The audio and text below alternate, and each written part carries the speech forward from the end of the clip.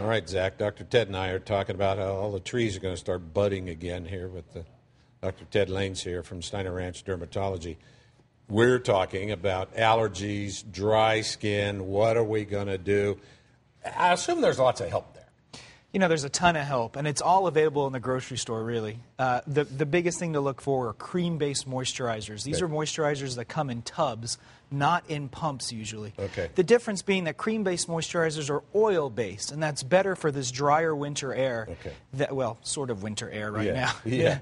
Than the lotions, which are water-based and are just not as moisturizing. So they just don't soak in as well. They just don't hydrate as well. Well, now I told you I've discovered this in-shower stuff that seems to work pretty. But now I got to look. You got me thinking. I didn't know if it was oil-based or water-based, so it might be water. You know, you bring up a good point. After you bathe is when your skin is the most hydrated. Yeah. And so you want to try and lock that moisture in. Mm-hmm. And so I tell patients, towel off gently and then immediately put your cream-based moisturizer on your skin. Okay. It's going to soak in very quickly, especially with the air being as dry as it is. Okay. So you don't have to worry about it getting sticky on your clothes. Yeah. It works great. So I might have another tactic here. So find an oil-based cream, like in a tub. Get out of the shower, towel off, and then put it on. Exactly. See if that helps too. Exactly. Okay. Gee, see, I learned something. What else can we?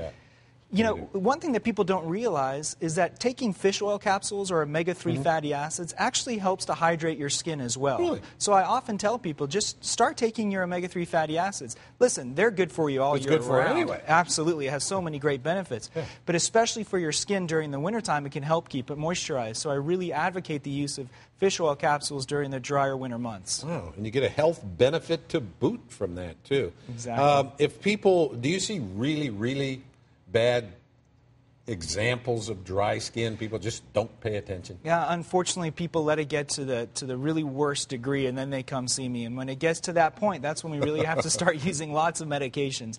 But the key, just like with most things in your health, is to try prevent it from getting bad. And that's just a daily use of a moisturizer. I also tell people to use a cold humidifier in their bedroom overnight. Okay. You lose a lot of moisture in your skin overnight just because the air is so dry.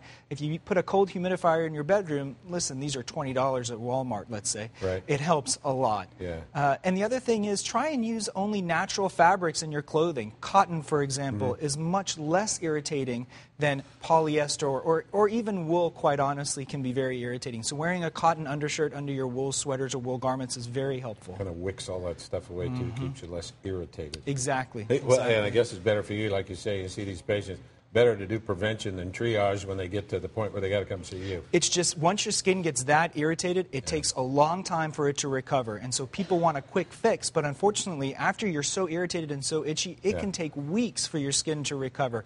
And it's very difficult to let people understand that your skin just does not heal quickly. Yeah, and did I learn that? We were talking about that, too. I'm scratching myself raw until I figured out, hey, maybe we'll get a moisturizer, stupid. Maybe this will work.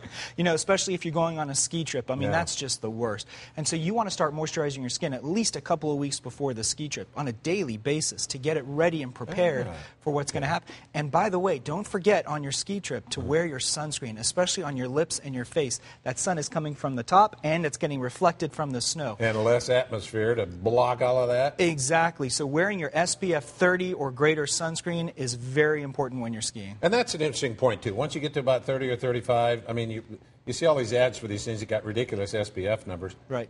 Is that a point of no return, kind of? Joe, you make a great point. Once you're above SPF 30, you really only get maybe 1% greater protection from the sun's rays. So SPF 30 is pretty much all you need, and that just don't waste your money on much more than that. Put it on every couple hours. Don't put it on in the morning and forget it. Right, especially when you're skiing. You need to reapply every 2 hours. What about that zinc oxide stuff on your nose? Hey, that's great. It's just I can't get people to use it. It looks funny, but it works, doesn't exactly. it? How can people find you if they want to get a hold of you? You know, we're at Steiner Ranch Dermatology, and I've got another practice in Pflugerville called Pflugerville Dermatology. Well, there you have it.